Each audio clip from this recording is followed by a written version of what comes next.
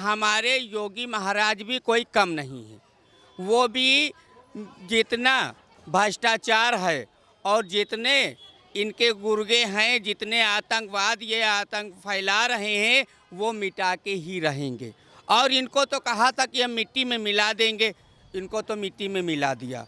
अब रह गया अतीक अहमद की बारी है और उनके लड़के हैं, इनको तो फांसी दी जाएगी। ये और देखिए, ये तो अपने आप जेल में खुद को सुरक्षित करने के लिए रखे हुए हैं। अगर ये बाहर निकलेंगे तो अब जो देश की जनता है वो गुमराह नहीं है, आँख कान खुल चुकी है और देश की जनता इनको खुद ही मार डालेगी। तो हम तो ये कह रहे हैं कि गुजरात से लेके प्रयागराज आ रहे थे तो इनकी गाड़ी पलटनी ही चाहिए, क्योंकि जैसे ये अत्याचार करते हैं, दूसरे की जान लेते हैं और गोली मरवाते हैं। देखिए अभी प्रयागराज में हत्याकांड करवा दिया, गोली मरवा दिया। तो ये सब अपने हिंदुस्तान में संविधान है, सुख शांति है, शांति से रहिए और शांति से रहने दीजिए। नमस्कार, स्वागत है आपका एडवांस इंडिया पर। मैं हूं नवीन चौहान। आखिरकार कई दशकों बाद वो फैसला आया जब अतीक अहमद को उम्र कैद की सजा सुना दी गई। जैसे ही कोर्ट में पहुंचा, धड़कनें उसकी बेहद तेज थी और सजा सुनते ही वो ठिठक गया, घुटनों पर आ गया। उसकी आवाज कांपने लगी और जज के सामने बोला कि कुछ तो रहम कीजिए। उम्मीदें बहुत थी कि जो सफर साबरमती जेल से प्रयागराज के लिए चला था उसमें गाड़ी पलट जाएगी, लेकिन ऐसा तो कुछ नहीं हुआ। लेकिन आखिरकार सजा का आज ऐलान हो गया। जश्न प्रयागराज से लेकर लखनऊ में है। तमाम लोग जय जयकार के नारे लगा रहे हैं और इस वक्त हमारे साथ हिना किन्नर जी मौजूद हैं जो बड़ी बेबाकी से बोलती हैं। उन्हीं से बातचीत करेंगे। हिना जी, किस तरीके से देखते हैं वो फैसला आखिरकार आ ही गया? बहुत ऐसे खबरें लगातार आती रही कि जज ने अपने ट्रांसफ़र करा लिए, लेकिन आखिरकार वो दिन आया जब सज़ा का ऐलान हो गया, उम्र कैद हो गई। आपका इस पर सबसे पहले बयान क्या?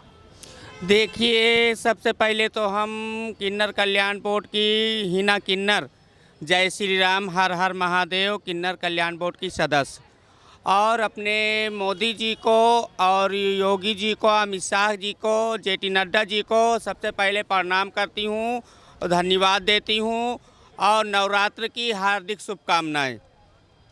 और देखिए, ये हमारे बाबा जी का राज है और इसमें बाबा जी ने कहा था अतीक अहमद को कि हम मिट्टी में मिला देंगे, तो उन्होंने मिट्टी में मिलाने का काम कर दिया।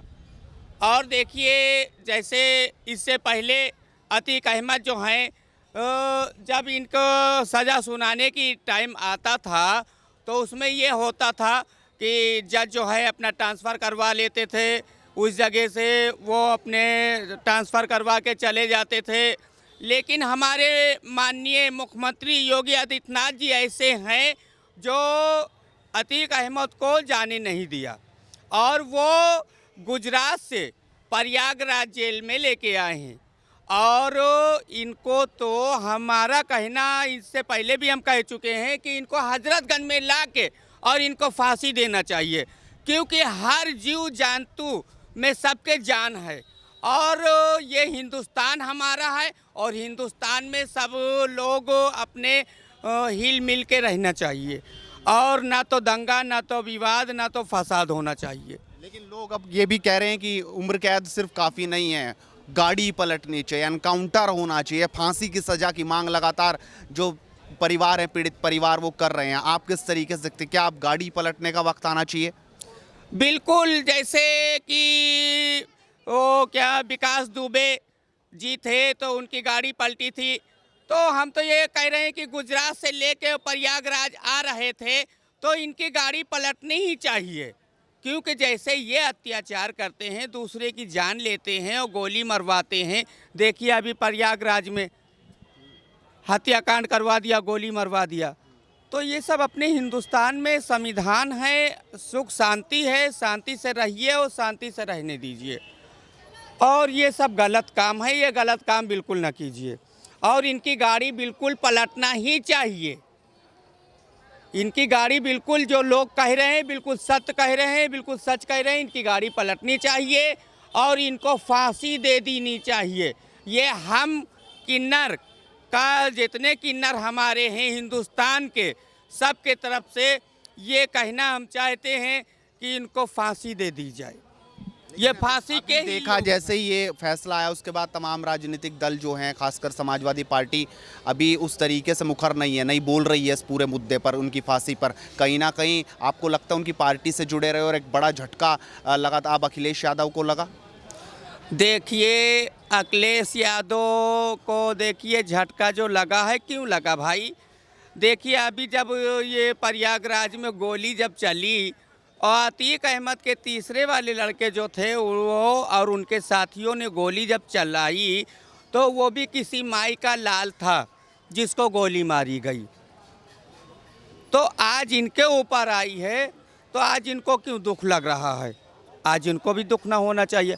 और सपा जो है और अखिलेश जी अपने जब बाप के नहीं हुए मुलायम सिंह के, उनसे सत्ता हासिल करने के लिए उनसे अध्यक्षता छीन ली और इनसे क्या हम कह सकते हैं। उमेश पाल के जो परिवार वाले हैं वो लगातार अब ये मांग कर रहे हैं कि उन्हें डर रहेगा फांसी से, इतना ताकतवर है कि तो कभी भी जेल से बाहर आ जाएगा, कभी भी उसके गुर्गे जो हैं वो हमला कर देंगे, जेल में रहते भी इसकी बाहर सेटिंग है। जब तक इसे फांसी नहीं होगी उन्हें चैन नहीं पड़ेगा। आपको नहीं लगता कि अभी भी उसका खौफ बहुत ज़्यादा है?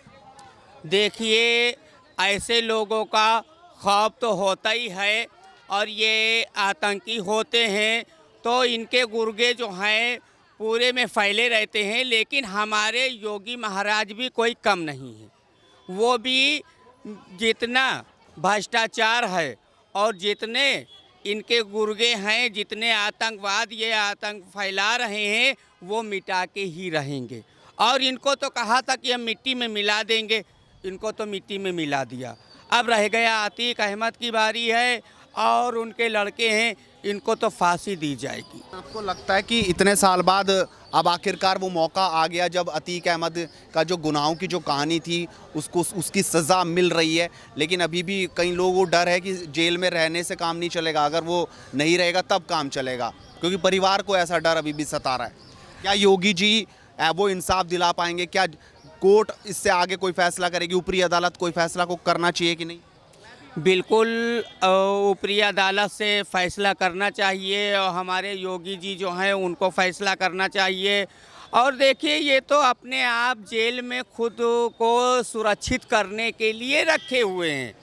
अगर ये बाहर निकलेंगे तो अब जो देश की जनता है वो गुमराह नहीं है, आँख कान खुल चुकी है और देश की जनता इनको खुद ही मार डालेगी।